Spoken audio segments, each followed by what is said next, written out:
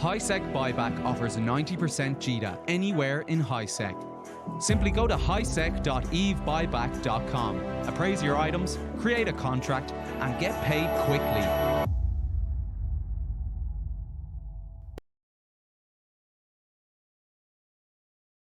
And on.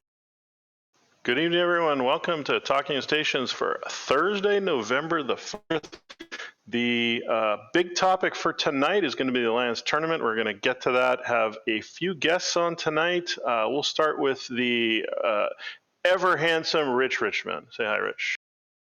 Oh, well, I am here today, and tomorrow might be an effigy burning day, and the day after I will be all the way in London for an Eve meetup.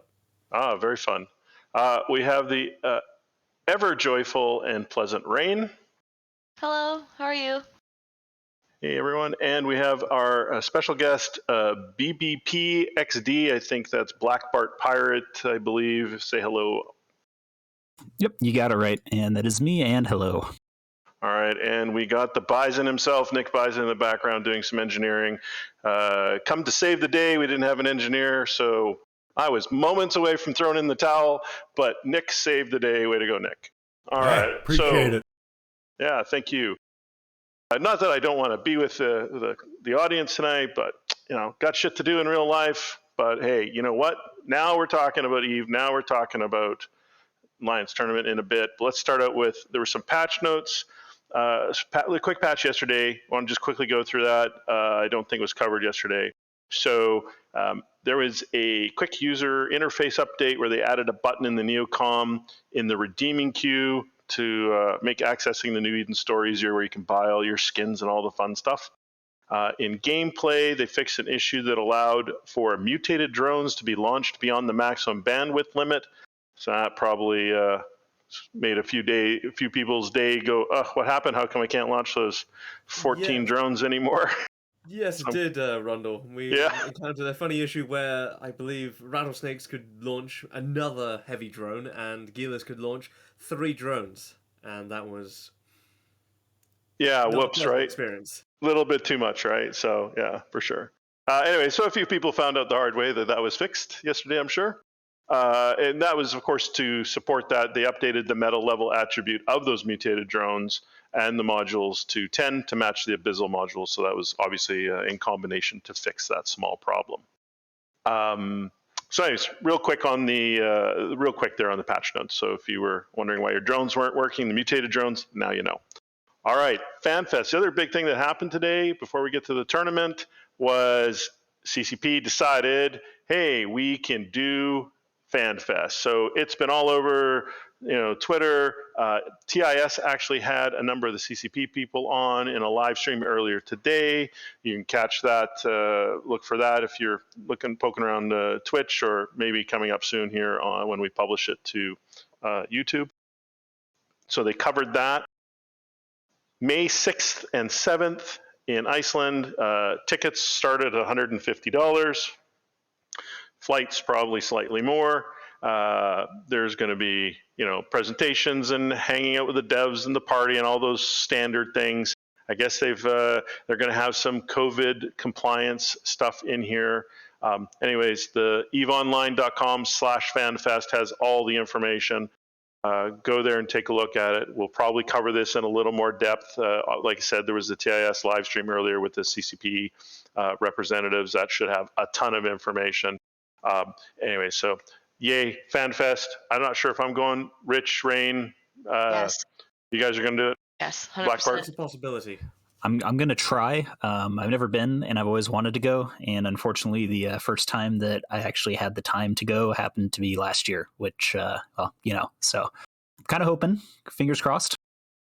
Well, yeah, I'm kind of in a not able to travel situation right now, which kind of sucks for me. I doubt it'll resolve itself by May, maybe. But, by the time it resolves itself, I'm sure the tickets will all be gone anyway. So, womp womp for me. I'm probably out this year. Well, it turns out with Britain's cheapest airline carrier, I could probably get to Iceland in just around the same price of a FanFest ticket. So it's a possibility, depending on what I liquidate. Oh, that'll be pretty good. All right. Well, FanFest, looking forward to at least seeing the reports and the presentation. It's actually what I do like about CCP's version is it's highly online, right? It's a very, web-based nowadays. Years ago they started it, but you can get almost the same experience, at least in terms of the news and watching the presentation stuff. You don't obviously get all the drinking and the fun and the camaraderie live, but you can get all the rest of it stuff. So I'll probably watch a bunch of stuff and poke around. And Yeah, I don't think they announced, but almost every year they've had like not player commentators, but like player hosts to go to Iceland and present with CCP right. in between the broadcasts. So I'm assuming they're going to do that this year. I don't know if they've said or how they're picking people, but that's something to keep an eye out, especially if folks want experience hosting or want experience on camera. It's really, really good experience. That's what I did. Yeah, I remember actually seeing that. So yeah, lots of opportunity to join and find your own way, and hopefully you can find a fairly cheap way there. So while you're dreaming of FanFest, this weekend and next weekend, if you're in the Alliance tournament, don't dream too much because you're going to have a job to do. If you're watching the Alliance tournament, then you can kind of put the two together and dream about, maybe ribbing some of the winners or non-winners. So let's move on to the Alliance tournament. So this weekend and next weekend are the final brackets. Just want to remind everyone that the prize format has changed, and so my take on what's happening in reading and talking to people, and I'll look for the audio for the panel here to confirm this, but there seems to be like a little more,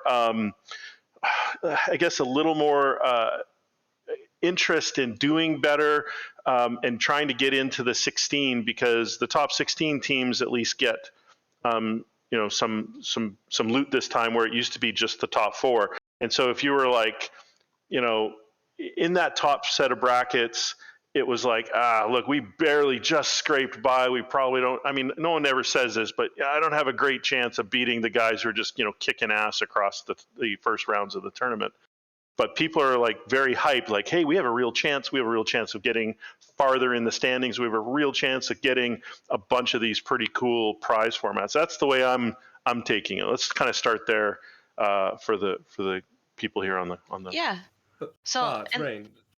Well, I was gonna say what, Rich? But since the tournaments were before my time, actually, how are they distributed before? I understand way back in the day it was one prize per individual, and then it was increased to something like 25, 50 of each, and now now we're issuing crazy numbers compared to the past. Yeah, the first winner gets 40 Raijus and 40 Lelaps. So they're gonna that winning team is gonna get 80 ships. Yeah. So in the years prior, I don't remember how the prize structure was for the very first Alliance tournaments, but I remember the MR Championship. It was one prize per winner.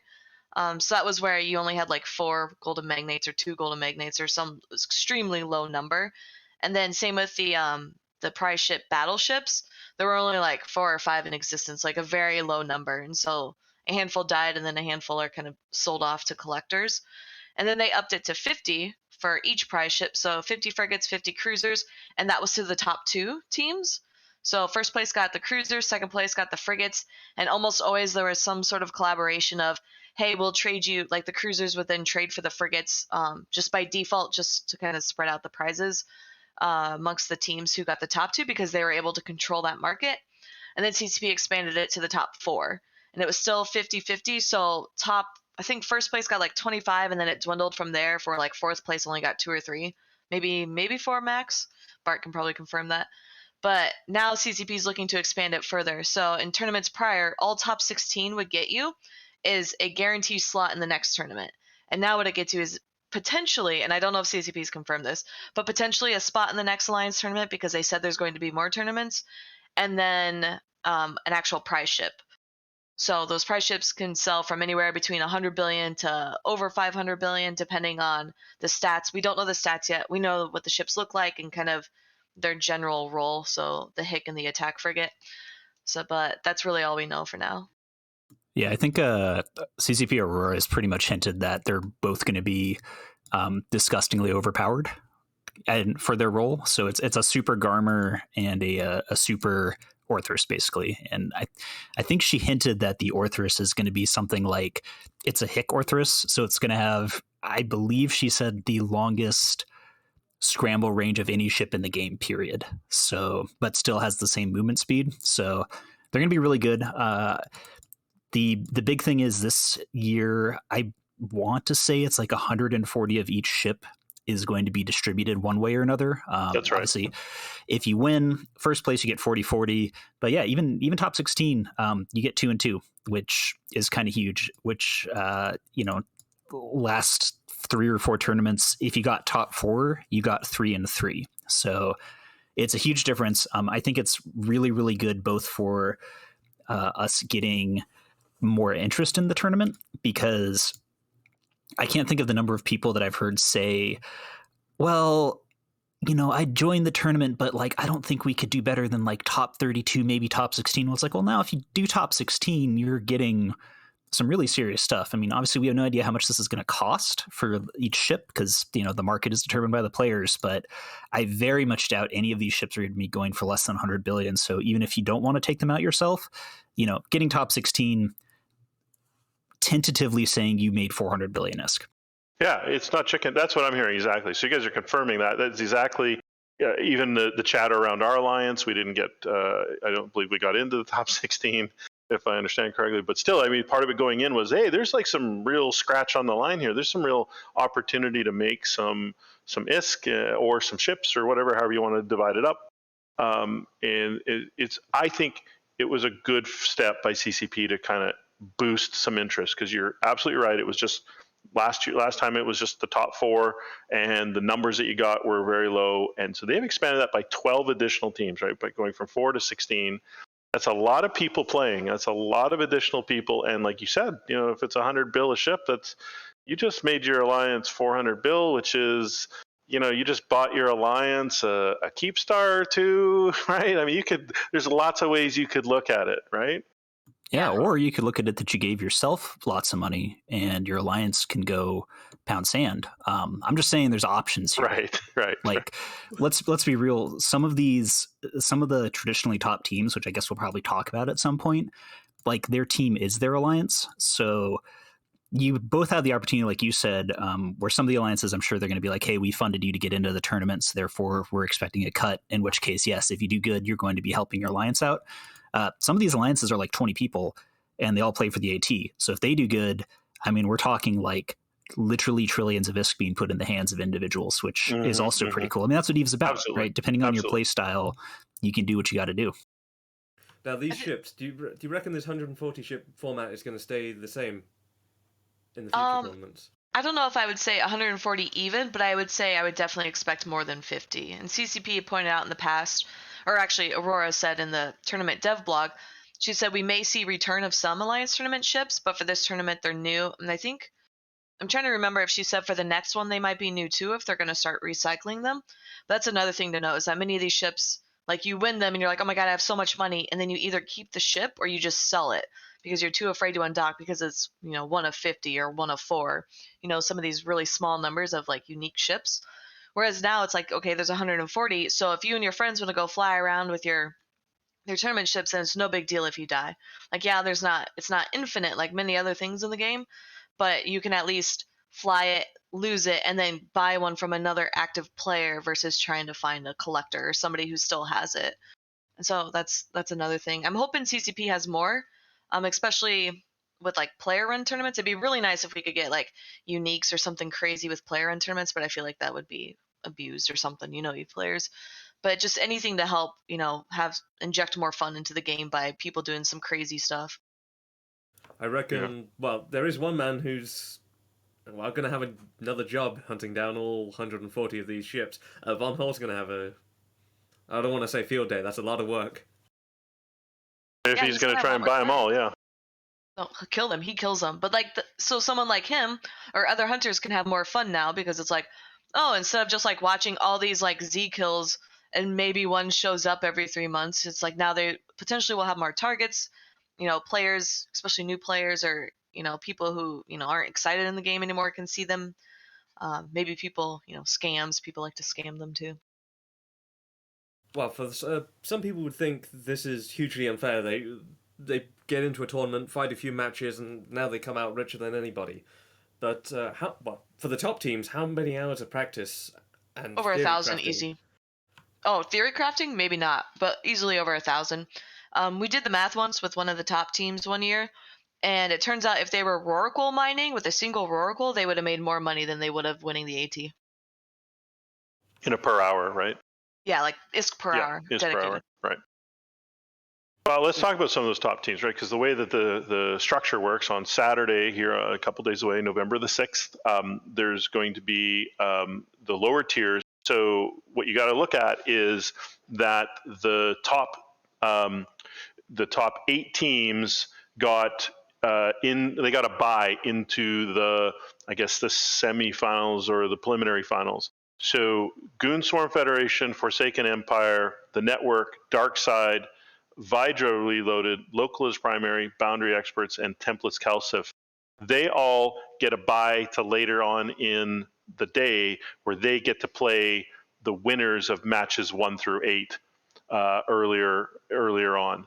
And then those guys, those guys, we can run through them, but Psychotic Tendencies versus the Minions, Laserhawk versus Hidden Leaf Ninja Village, Platinum Sensitivity versus Exodus, Bright Side of Death versus Tactical Narcotics Team, Odin's Call versus Arrival, Fraternity versus Literally Triggered, Northern Coalition versus Entropic Thunder, and Hard Knock Citizens versus Snuffed Out. That's the first round. And then there's another 8. Deepwater Hooligans versus Esport Patopia, Turbo Feeder Glory versus Rote Capel, A Band Apart versus We Form Volta, Revolution versus the Tuskers Co., of Sound Mind versus Ride My Turtle, Hydra Reloaded versus Wormhole Society, Fancy Pants Alliance versus What Could Possibly Go Wrong, and Waffles versus the Ancients. When you So say all lower those. teams, when you say lower teams, I want to make an insert into here. Though they are in the lower brackets and they will have to claw their way up, these teams are by no means lower. I believe Minions, but you were commentating in some of their rounds. They dominated the opens, right? One of the people from Minions DM'd me recently and told me, or asked me why I'm always mean to them. So I guess they did. I got to continue to be mean since I had no idea that I'd been mean to them. But yeah, they've done good. Honestly, any team that is in that lower bracket, not lower bracket, like those first matches, they got there by going through the feeder. So every single one of those teams has won either 1 or 2 matches already just to get into the Alliance tournament, and they didn't have any prizes or anything for that. So like all of those guys are, I guess at this point, tournament experienced. The second round of them, if you see all of those guys, they got in by either being invited or by buying in, which doesn't really say anything one way or another. Like all of the invited teams are really, really good, but some of the buy-ins are like, you haven't really heard of them, so we have no idea. The reality of the AT is that, like, I guess something that I always try and bring up, and we always try to bring up, is just because you've heard of these teams on TQ doesn't actually mean a whole lot in regards to the Alliance tournament. So yeah, like none of them are lower bracket. There are definitely some favorites, but I wouldn't say anybody's here for no reason. Yeah, lower was not a commentary on ability. Lower was a commentary on where they're at in the bracket settings, because those upper groups that I first named, they get a bye and they play the winners of those original matches from Saturday morning. So there's work to be done for those teams. Doesn't mean that they're not going to kick ass and take names and end up being the winners anyways. It's just their path to the throne is taking a different path than previous. I mean, my understanding, correct me if I'm wrong, but Goonswarm, let's talk to them. They're there. Let me ask you guys, you're the experts. Why are they there? My guess is because they were previously won, or they're at the top of the leaderboard from the preliminaries, or like. So let's talk through the audience. How does Goonswarm get a bye and play the winner of a match earlier in the day? Silent auction. One thing to note too. So like a lot of those folks, it was either blind drawing, silent auction, or the invite. The invite means they had won a tournament in the past that was either the Alliance Open or the Anger Games. And I don't think it was just first place. It might have been like top 4. And then the buys and the silent auction, and then I think it's just like random. They just like randomly draw people. So silent auction was obviously you had to pay a lot. So some of these people could have deep pockets. It could be either individuals in that alliance or the alliance funding itself. And then you had I think it was a draw of a hat. And then everyone else was in what we called the feeder rounds. And I think it's worth noting that originally the tournament was only supposed to be 32 teams. And CCP upped it to 40 teams because the original tournament being 32 teams, and then the feeder rounds had 51 teams competing for what was originally 8 slots. And so CCP is like, oh my gosh, we obviously can't just have, like the feeder tournament be more intense than the actual tournament. So they decided to open it up for more teams. So if you notice, the schedules are really cramped. All these teams are going to be competing, back to back almost all day. Especially if you lose a game, then you're doing it all weekend. So it's going to be really intense. But yeah, a team like Goons, as far as I'm aware, I don't think Goons, the Alliance, actually fund it. I think they have individuals who, like a small gang community or a SIG or whatever you want to call it, all group together and decide to practice and play. Right. And then so they'll have Saturday and then Sunday, like you said, they could be very busy depending on which path they're taking. They have the winner versus loser section, they continue on, and then ultimately you'll have the finals will end up being all the way in next weekend. So the tournament will continue Saturday, Sunday this weekend, and Saturday and Sunday next weekend. When you look at the schedule, there's a lot of matches to come. So if you like watching, Alliance tournament and people shooting each other, these next 2 weekends are very exciting for you. So do we want to talk about any specific teams? Like I appreciate it, letting me go through the kind of the brackets and kind of how people get there. You as experts, what's the most interesting part of this Alliance tournament? Like, where would you want the audience to focus their energy if they're not super fans and they're like tuning in for the first time? But you earned quite a bit of money betting on the when the betting points were around. Yeah, that's actually a good call. CCP's doing so. I guess a little tiny bit of history here. Hopefully this doesn't get you all canceled. But a long time ago, there used to be a thing called EveBet. There's no longer a thing called EveBet, which is due to a whole bunch of background stuff, but it's kind of the reason why there's very little real money betting or even in-game betting on any video game platform. It has nothing to do with Eve or the Eve developers. It's a thing that happened a long time ago in a game far, far away that involved Valve. But so we used to be able to actually bet ISK on game matches. That was like made against the rules for EVE Online. There's a reason for that. It has nothing to do with CCP. It's not their fault. It's just society as a whole has decided that betting on video games isn't cool, which is too bad. But CCP has kind of slightly rectified that to a degree by putting in Twitch channel point betting. So if you are watching the tournament before each match starts, you can basically bet against everybody else in Twitch on which team you think is going to win. And the rewards for that is CCP has created a system where you can redeem your Twitch TV channel points and get skins out of it. And these skins are, at least the ones we got for the feeders were the Galnet Streamcast skins, which are pretty rare. I think even like the lamest and uncool ones are still going for over $1 billion right now, and the market's a little saturated, but they might change that. I have no idea.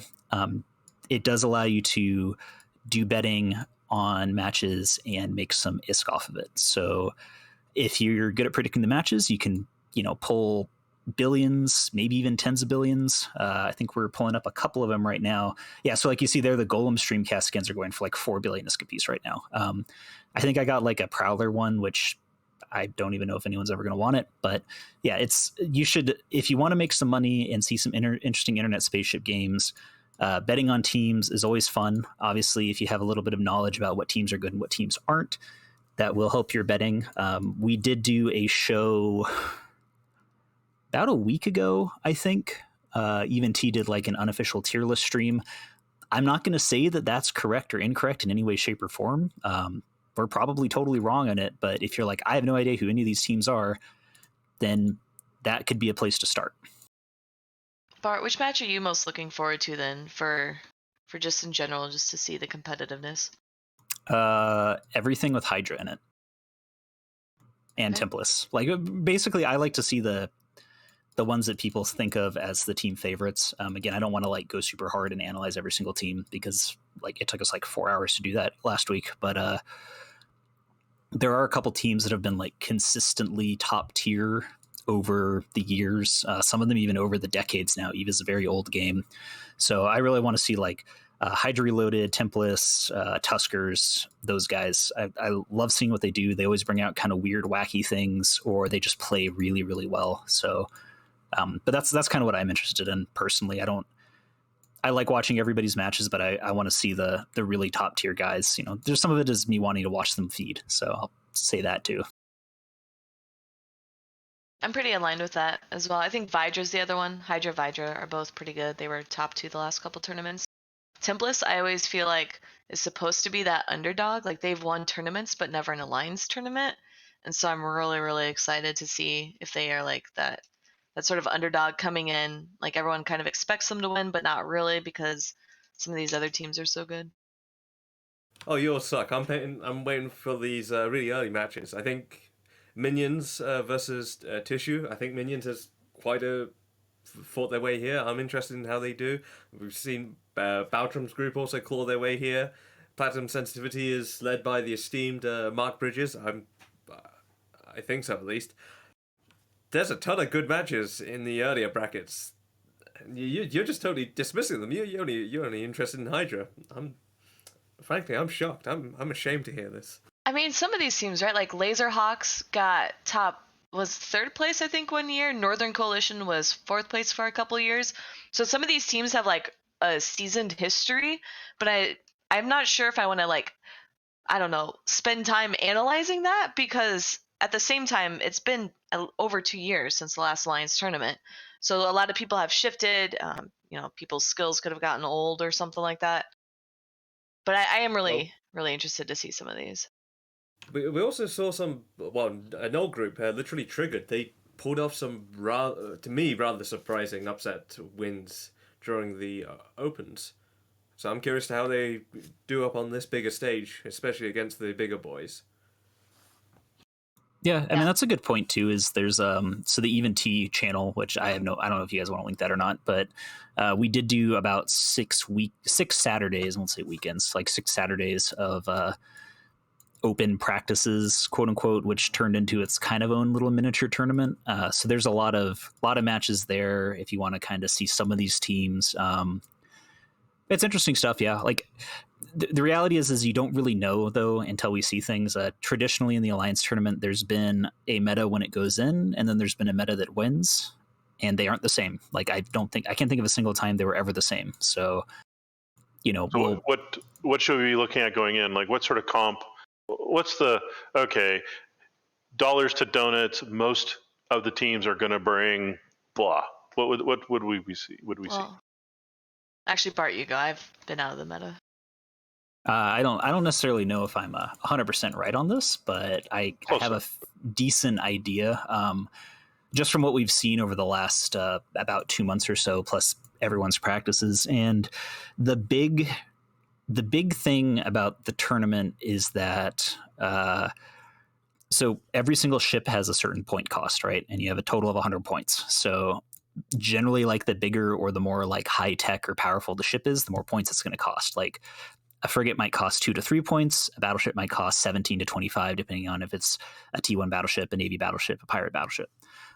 With this specific tournament, Barghists are 20 points each, where most of the other pirate faction battleships are like 23, 24, which makes Barghists just better ships in a lot of ways because you can fit more cool stuff when you bring 3 Barghists. So something we've seen a lot is people will either ban Barghists, because this does have like a ban system in place, like a lot of other kind of, you know, pick-based video game things, or they pick Barghists. So I think what we're going to see a lot of is either Barghists being banned every single match or seeing Barghists in most match. Now, that being said, I don't think that Barghists is going to be the thing that wins the tournament. Like once we get into that top 8 area, I think we're not going to be seeing a lot of Bargus setups anymore.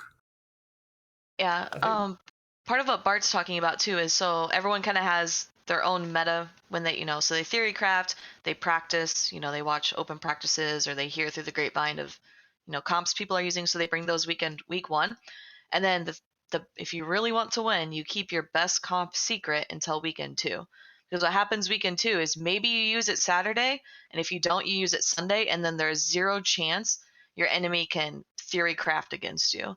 The worst that would happen is if somebody brought their secret comp, I don't know, weekend 1, and then it spoils it for everyone else. Some of the top teams can kind of figure it out. A lot of the theory crafters will eventually figure out the best sort of comp to bring. So I think like the one year I commentated in Iceland, it was the Octodad. So it was the 8 battle cruisers. So you never saw that weekend 1 or weekend 2. It was only at the final weekend and the final day where they started spamming it because they're like, you know what? We don't think this comp can be beaten, so we're just going to keep using it until we get destroyed. And that was what the finals were. So Bart talking about the Barguest, we see that for a lot of folks is flagships. Obviously, if it gets banned, the flagship can still show up, but that's only one Barguest, so we might expect some similar battleships. Barguests are missile ships, which are pretty strong. We've seen missile battleship spam in the past, but a lot of that is a missile range, and usually the missile comp is something like a Kingslayer. So you just do all missile spam to kill the enemy, like linchpin ship, usually a Logi, and then you just start picking people off one by one. Now, I believe one of yeah. the past common flagships and battleships is banned, the Balgorn. Yes, so the Balgorn is no longer allowed to be used. So they had 4 battleship bans or 4 flagship bans.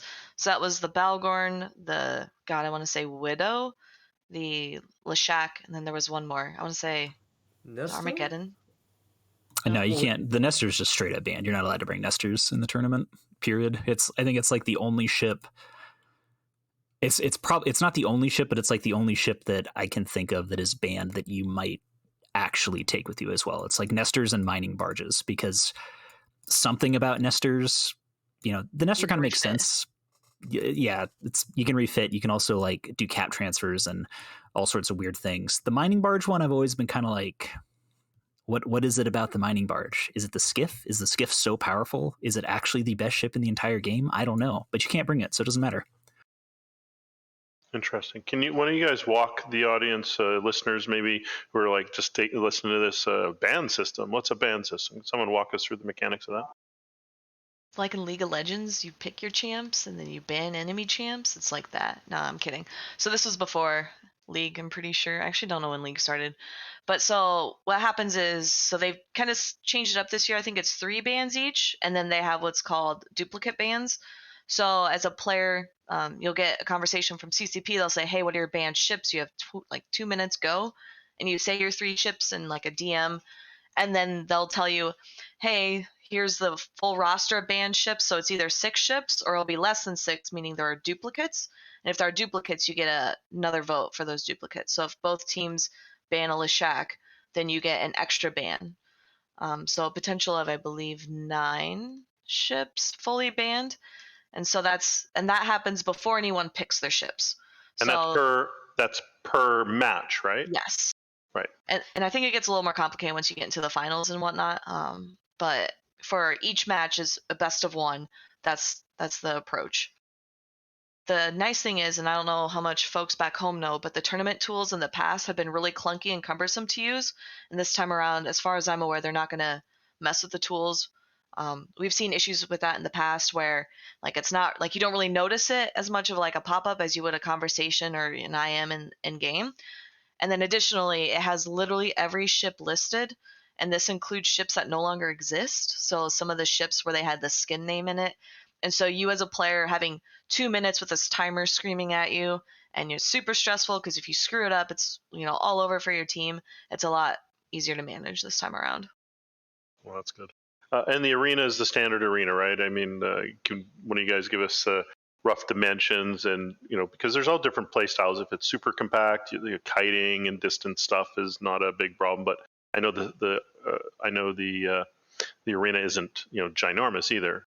Someone give us some rough dimensions.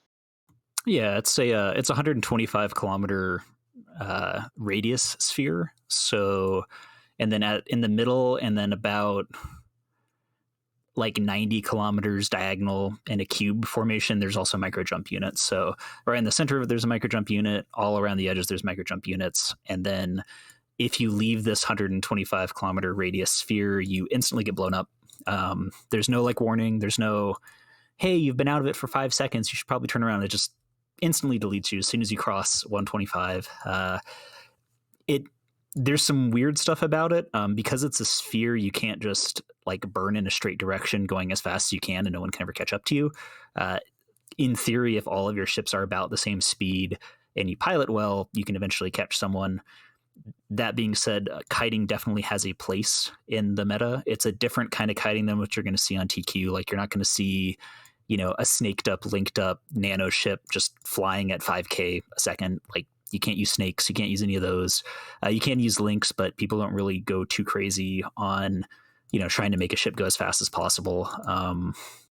The other thing is that the way the warp ins work is you warp in from one of the corners of sort of this cube within a sphere. Not really explaining it super well, but if you imagine a circle with a square in it, that's pretty much how it works.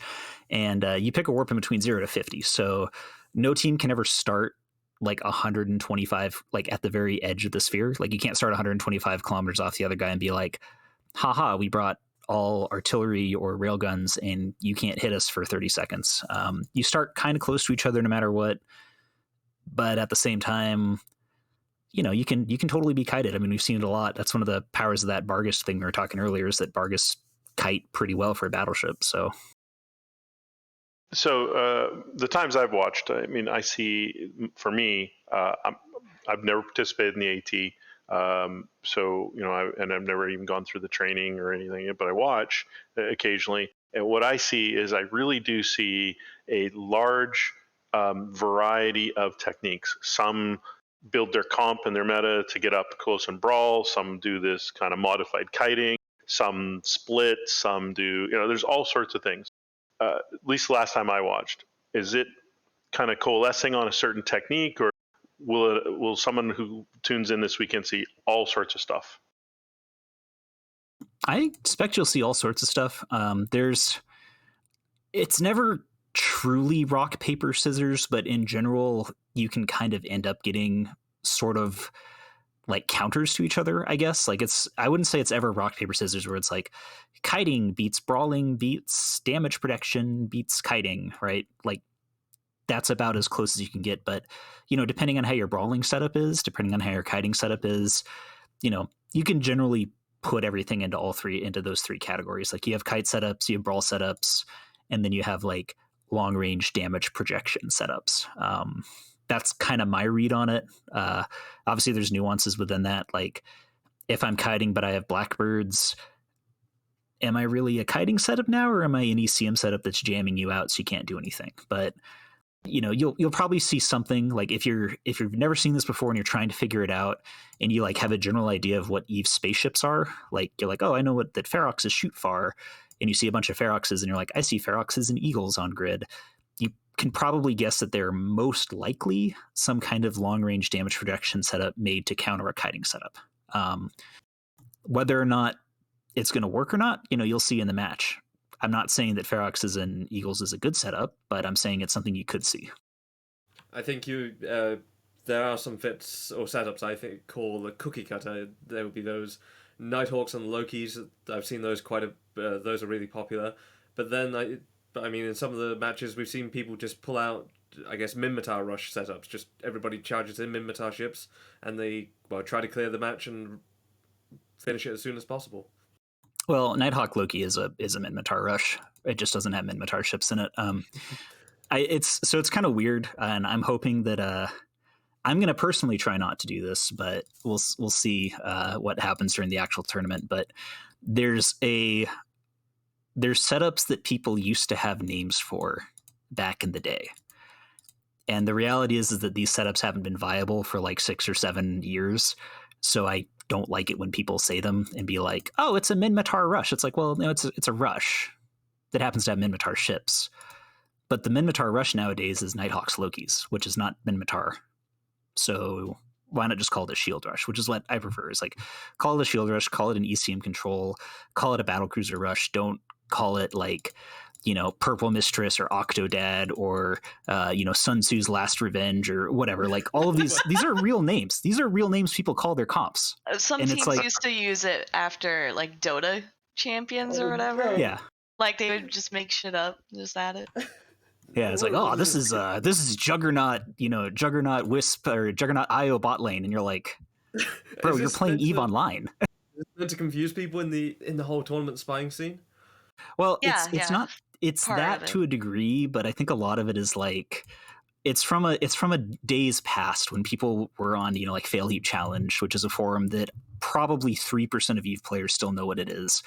Where everyone would, it was like Reddit, but since it was a forum, like being able to shit talk someone meant that you could just shit talk them and you couldn't like downvote their opinion to the bottom. So people would just make up goofy comp names, or like that's what their internal testing was called, so that they could talk to one of their friends and be like, oh yeah, my Purple Mistress comp is really good, and they're like, what's Purple Mistress? Like, I can't tell you, instead of saying that it's Widows. Yes, my 3 Wise Men comp. What's a 3 Wise Men? Oh, an Underman triple Marauder comp. Yeah, well, it's, I mean, like we had a joke one that I was playtesting and ended up not working particularly well, that I was jokingly calling it Rooks and King, which was like 3 Rooks and 3 Kitsunes and a Lashak, just kind of as a haha, Rooks and Kings, right? But it sucks, by the way. Don't use it.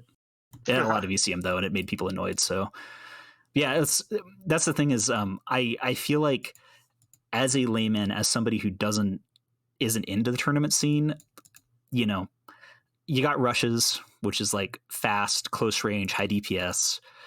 You got like long range projection setups, which is like, let's say I'm using cruise missile ships, or I'm using like rail guns or bleep beam lasers. I'm trying to like stay far away and do as much damage to you while you're coming in, or counter your kiting setup. And then you have kiting setups, which is kind of a combination of like, we're trying not to get hit while applying DPS too. I would say like the difference between a kiting setup and a projection setup is that a kiting setup is trying to have their own position wherever they want to, or a projection setup probably isn't, right? Like a cruise Navy Scorpion, kind of a slow ship. Rapid Heavy Barghest, fast ship. It gets complicated though. Hopefully that's why we have commentators and analysts and stuff to kind of help people that aren't used to seeing this stuff understand what's going on. So I honestly don't know the answer to this. If I want to watch this weekend, do I go to a CCP stream and there'll be commentary there, or should I try to tune in to other streamers who have secondary commentations? What do I do? CCP has the official channel, so they'll be live a little bit before, then probably break down the analysis a little bit after. That's if you're English speaking, so that's all from Iceland with people who speak English. There are other channels if you speak other languages. I believe they're trying to do a Russian stream, a German stream, a Japanese stream, a Chinese stream. So obviously for those, EVE is a global game. Obviously not everyone speaks English or wants to listen to things in English, especially if it gets technical. I am quite unfamiliar with how to find these other streams in other languages, but if you are able to use Twitch, you can find them there on Twitch. I know China uses Bilibili, I think is what it's called. So you can try there. Just search under Eve, and you'll find it. It'll be pretty easy to find, and I'm hoping CCP puts that in like a dev blog or something.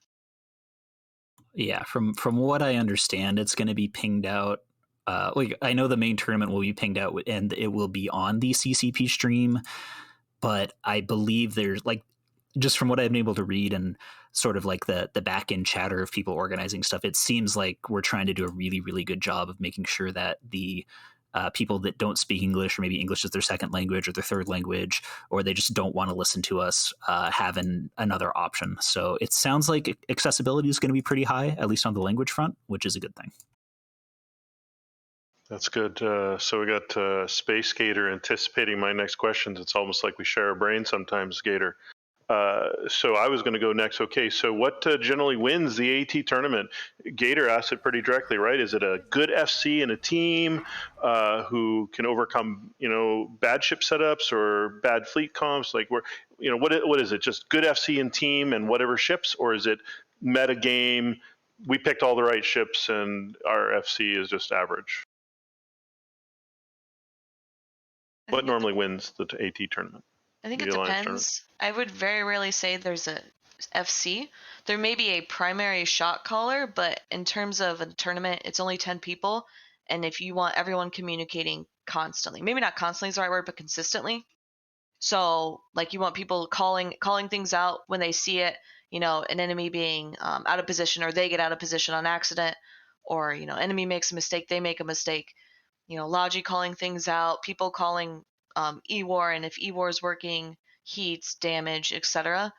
So I would say as long, like, it doesn't matter if there's an FC or theory crafting, if your team can consistently communicate, that will probably trump anything else. Obviously, the theory crafting and the metagaming is also super strong.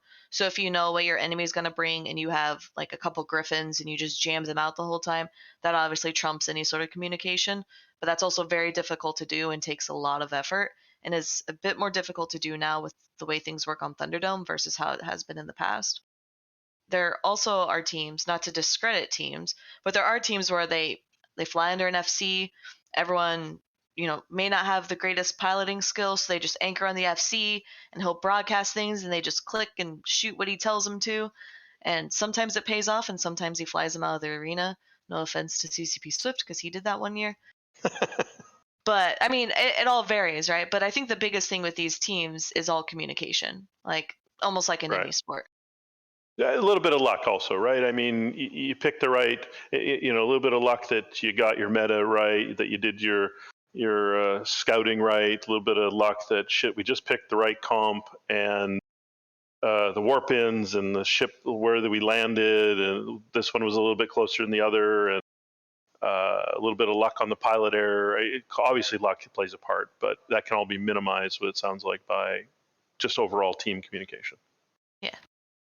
I'd say to a degree. I mean, you hitting on the luck thing is huge. I'm kind of, at least within certain levels of the tournament community, infamous for kind of ragging on certain teams, which I will not name, but they knew who I'm talking about, for getting lucky runs or things like that. But at the end of the day, like, if you're a new team and you go up against Hydra Reloaded, well, actually, I think there's a Hydra person watching, so you're probably going to win because Hydra sucks at their first match. But in reality, like, if you're a new team and you go up against Hydra Reloaded, as your first match, like, it sucks for you. You're going up against a team that's been literally playing the AT for like 12 years, and it's your first time. You don't want that to happen.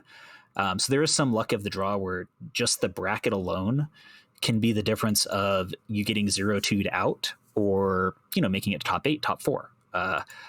Also, like, to a degree, I would say there is a little bit of luck in sort of banning and comp picking. I mean, it's ban theory in the Alliance tournament is like, I would say that probably 80% of the match is won before anybody's on grid yet. Like, bringing the right setup and being able to predict what they are bringing based on what they ban and what you have banned is huge. And that's the big thing for a lot of newer teams too, is like, I can look at it and say, oh, they banned, Nighthawk, Sleipnir, and Loki, so they really, really, really don't want to be shield rushed. And then going off that, I can think, well, maybe we should pick some kind of alternate shield rush, because clearly whatever they want to bring loses to shield rush. Like, it's rock, paper, scissors, but you can ban out scissors. But then I can still bring scissors out. It's just not going to be as effective as scissors, if that makes sense. So, like, that's super basic ban theory, but a lot of it is countering stuff like that. I don't know. It's complicated. There is some luck involved. You brought out definitely. kid scissors instead, right? You can do a little bit of cutting, but it's not going to stab anyone to death. The more advanced stuff, you're looking into each and individual players. Oh, okay, he broke his main hand, so let's start banning all the drone compositions to make him suffer. Well, that's also that's also where the metagaming and the spying comes in too, right? So if you know like what they normally bring, because you have a character sitting in a wormhole on CC and you're watching them practice every time they practice, then you can also be aware of like, okay, well, here's their potential setup. So if we ban XYZ, we know they can't bring this comp, so therefore we can prepare to fight another comp. And so that's kind of where the metagaming and the spying can come in, but that's a little more difficult to do now just because that's not allowed on Thunderdome because Thunderdome's a test, like it's a specific tournament tool or This tournament server. is forbidding AT ships, right? Because the previous meta Yes. is if you ban, say, a Logi cruiser, Basilisk, Guardian, Scimitar, the Oneros, they would just bring the Alliance tournament equivalent of the Logi cruiser because they have access to it.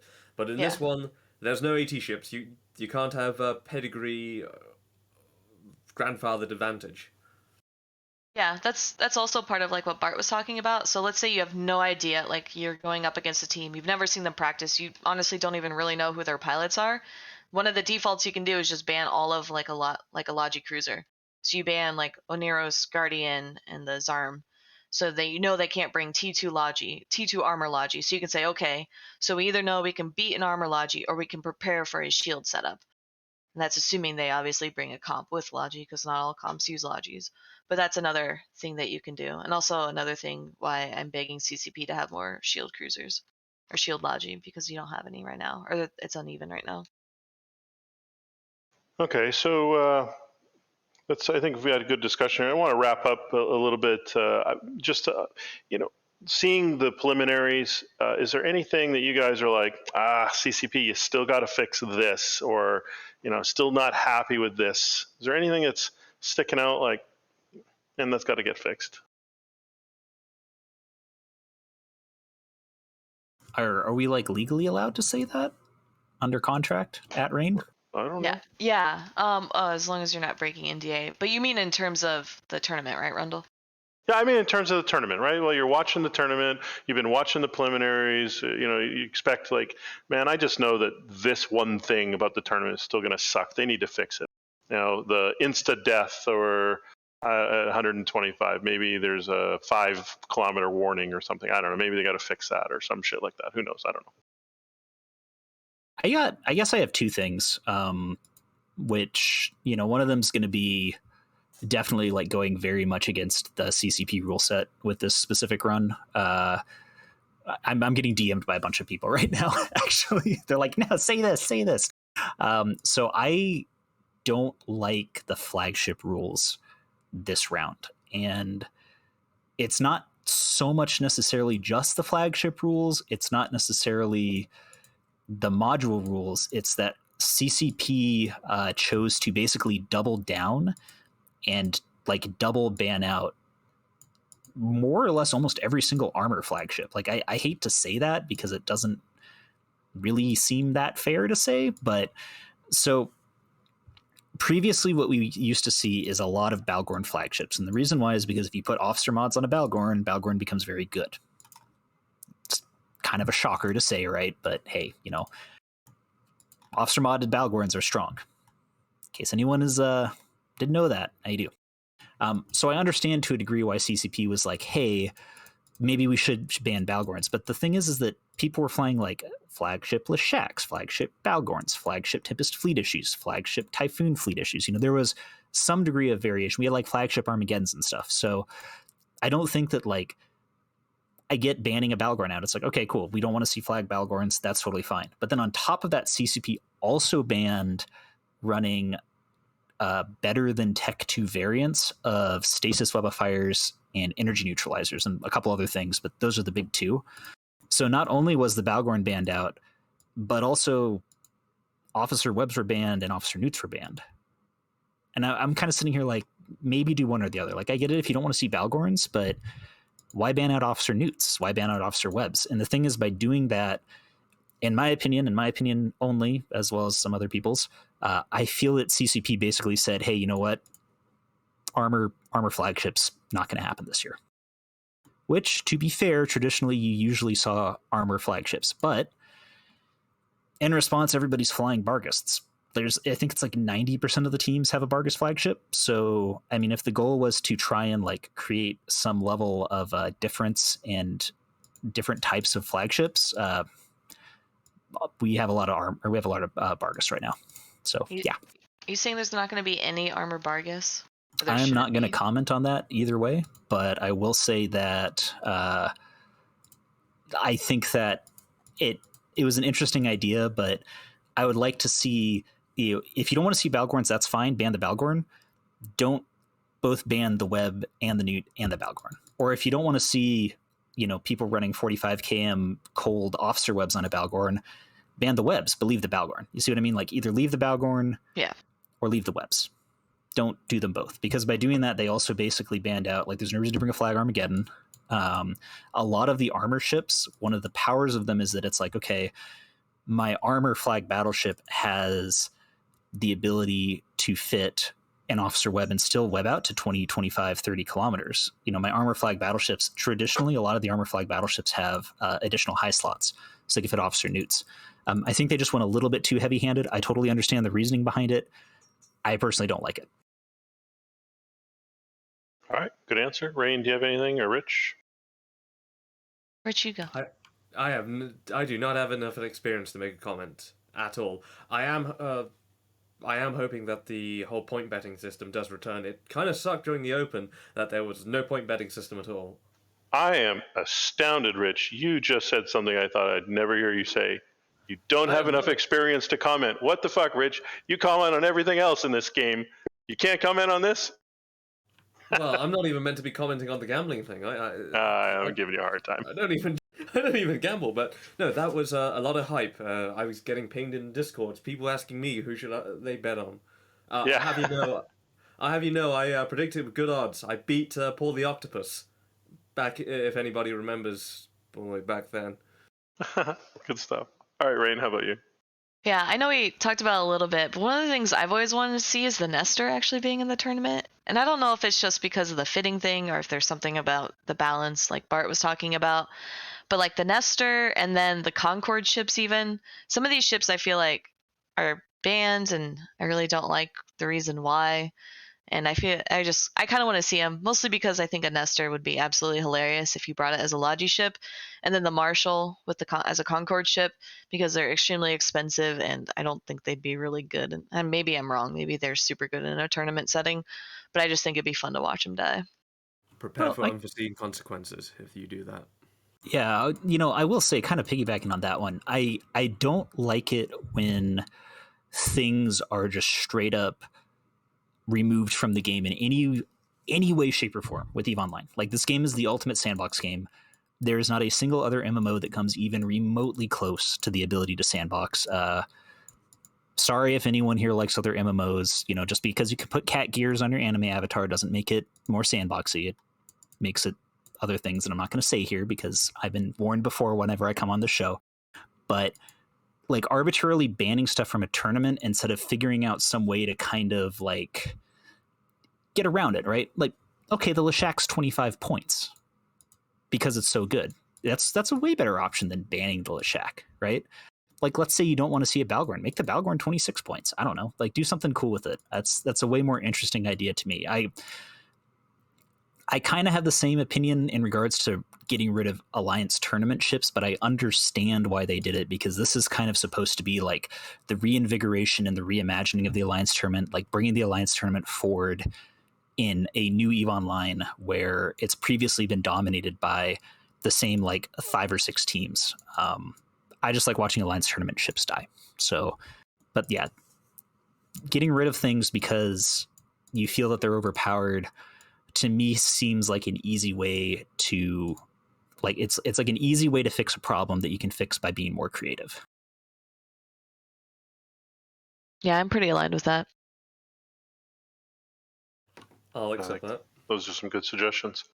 Well, let's. Anyone willing to make a prediction on who's going to win?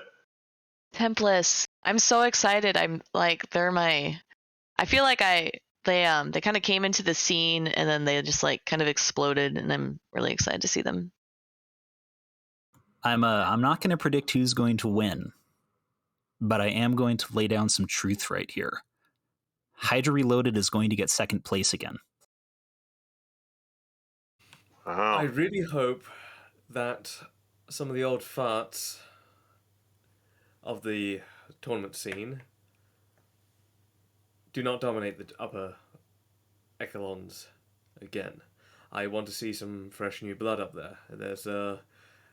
The old farts up there have controlled way too small of a gene pool. All of the players, all of their players in their teams, they all share different corp histories. It's pretty inbred up there. Wow. I was Okay. going to say, That's like the you weirdest better. comparison.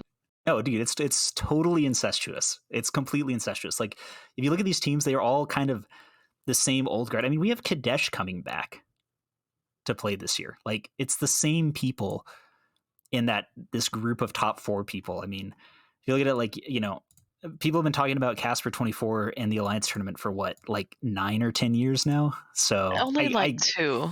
no, He the was Alliance tournament dog didn't shit. happen 2 years ago. That doesn't change the fact that people talk about him. You can be dog shit and people can still talk about you. That's true. But yeah, All right. like it is, and some people are DMing me right now. But like, even there's teams where it's like, okay, they're like, well, I'm new on this team, and it's like, yeah, but you had 4th place 4 times on a different team. So just because you're now on a top 2 team instead of a top 4, ooh, right? I kind of agree. Like, I would love to see some total, literal, like, who no one knows of, just dark horse their way to, like, maybe not first. That'd be kind of weird and would upset the balance of the world too much. But like, dark horse their way to 4th. Like, we did that. That was super cool when we did it. Nobody expected NC Dot and AT14 to do anything, and then we dark horsed our way to 4th, and it was really fun and cool. I want to see that with somebody new, like some new blood, some people that, maybe they've competed in a tournament, like they competed in the Alliance Opens, or they got like top 32 back in AT16. But I want to see somebody who's just like, you don't expect it. You look at them and you're like, yeah, I could see them doing okay. And then suddenly they get 4th, and they get 4th by good play too, not just by like RNGing their way through the bracket. Yeah. Good. I can see that, but I don't know. It's going to be tough for people. So we got Hydra second, got Templess, random, just someone new. All right, Yeah, here's how I'm doing this. I am rolling a random 1 to 40, and winner is number 5. Counting 1, 2, 3, 4, 5. Platinum sensitivity. They're my pick to be winners. You know what? Problem. I can totally agree with that. Yeah, let's go. No, Yeah. Come on, Mark we Bridges. can't agree with this. We cannot agree with this because, as I said, there's an issue of inbreeding. The leader of Platinum Sensitivity is also a member of Hydra. He's not. Okay. So Mark Bridges. Sorry, that's called collusion, Rich. Are you accusing Yeah. him of collusion? I was going to say, you can't say that. You can't say that here. No, so Mark Bridges, first off, I've been told so many times that he's not in charge of Platinum Sensitivity, but he is in charge in my heart. And second, I think he's only flown with Hydra during the Alliance Opens. So he's not like an old guard. I've been playing this game for 10 years with Hydra Reloaded, and I broke off to do my own thing due to like a Dota match or something. He's just, yeah, he's played a game with them, but I you know what? If Platinum Sensitivity gets top 4, like that would be kind of an ideal thing because he's sort of a friend of mine. He's a friend of my friends. I would love that. Like, I think that they're good enough to dark horse their way to top 4. I don't know if they're necessarily a first place team, but I could totally see them top 4ing. Well, sometimes a random number generator has it, right? It's sometimes just in the randomness of the universe that makes things happen. So, Yeah, I think all these teams are at least going to put in like a good match. I remember like the first Alliance tournament I watched, it was like some people just got in randomly and just, kind of AFK during their match. But I think this time around, all these matches are good. So regardless of like the seasoned history of some of these teams or the lack of seasoned history, the matches will still be at least fun to watch. yeah. All right. So, any final comments you guys want to do? Any hype or any shout outs or anything like that? Now would be time to do it. Shout out to the Even T team actually flying to Iceland and doing all of this. It's a lot of effort. I've been watching them. And then shout out to folks like Bart who are commentating from home. He's an American and he's West Coast, so he's probably waking up at like 4 a.m. to commentate some matches. But all the people, including CCP, who are putting in the behind the scenes effort to make this like a good show and a good tournament are like deserve a lot of praise. Well, shout out to all the teams, all the participants that are heading into certain doom and danger, and they've put all these hours in for it to be all over in a snap if one person makes a mistake. This has become a game of, I think, how many people can play in a match? 10 people? 10, and there's 40 teams, so 400. There's 400 Yeah. people waiting to do 10 something player this weekend. chess. Yeah, 10-player chess constantly throughout the, starting November the 6th. Yep, that's right. I think the other thing too, this is kind of a PSA for everyone involved. This weekend is daylight savings in America, and last weekend it was daylight savings in some parts of Europe. So make sure whenever you want to watch or participate that you are on time. UTC does not change, so if your time changes, Sunday it's going to be all wonky. Oh yeah, good point. Black part got cut off by Rich. Go ahead. That's okay. I was just going to basically agree with Rahne. Like, I've been doing stuff and working with the Even T guys for a couple years now. They do shocking amounts of work. Like, the amount of back end stuff that goes into this is, they should be being paid like a full-time job while they're doing this. Especially like General Stargazer. Obviously, always got to shout at him because he's always there, and I'm pretty sure he's watching. He's the best. Hearts and Bay.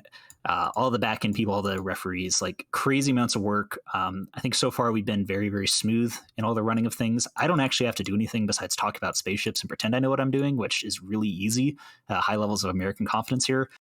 Obviously, I love the fact that we had like 71 or 72 teams who wanted to play this year. It's a huge, huge sign that the tournament community is going to remain strong, especially if CCP keeps like just dishing rewards out like this. So, shout out to people that are playing. Shout out to people that continue to show up, especially over the last couple of weekends and hype us up. And yeah, it's going to be good. I wish I was going to be there for the first weekend, but unfortunately I won't. But I'm still going to be trying to watch and catch highlights of it. So. Excellent. All right. Well, my shout out's going to go to Nick Bison, who doesn't understand that as an all-nighter, even a wrap-up can take 15 minutes. So if you don't know what you're doing this weekend, watch the AT tournament. If you do know what you're doing this weekend, cancel those plans. Come watch the AT tournament. That's what I think you should be doing this weekend. So that's it for the show, everyone. Thank you for spending your time with us. And if you're in the tournament, good luck. And if you watch the tournament, enjoy. Have a good weekend, everyone.